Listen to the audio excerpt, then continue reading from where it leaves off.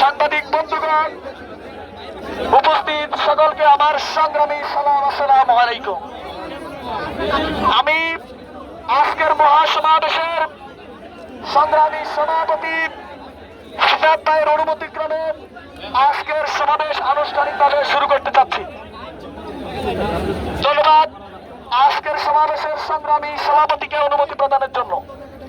এই পর্যায়ে আমরা আমাদের শৃঙ্খলার জন্য 1 মিনিট সময় দেব। সবাইকে একটু নীরব হওয়ার জন্য অনুরোধ জানাচ্ছি।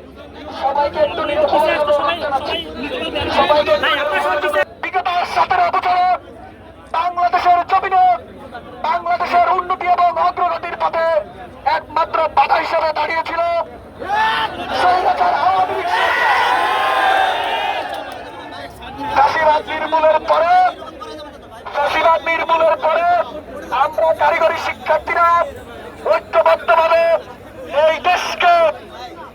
এই দেশকে পুনরায় গঠন করার জন্য পড়াশোনায় মনোনিবেশ করেছিলাম।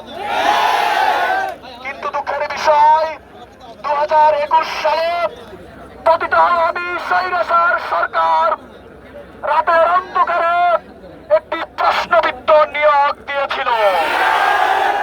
রাতের অন্ধকারে নিজেদের দলীয় লোকদের কারিগরি সেক্টরে ঢুকিয়ে কারিগরি শিক্ষা ব্যবস্থাকে ধ্বংস করার দায় তারা করেছিল। দুঃখের বিষয়, বাংলার মাটি থেকে স্বৈরাচার আওয়ামী সরকার দূর হলেও বাংলার মাটি থেকে তাদের রেখে যাওয়া ক্রাফট ইন্সট্রাক্টররা দূর হয় না।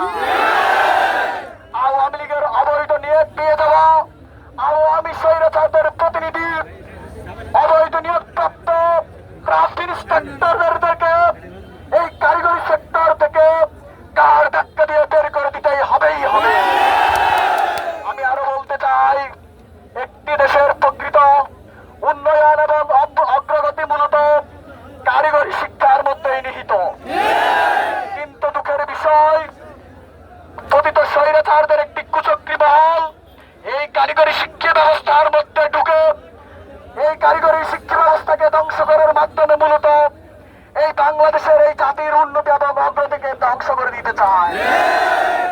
আমরা স্বৈরাচারের রেখে যাওয়া সেই দালালদের নির্মূল করে কারিগরি সেক্টরকে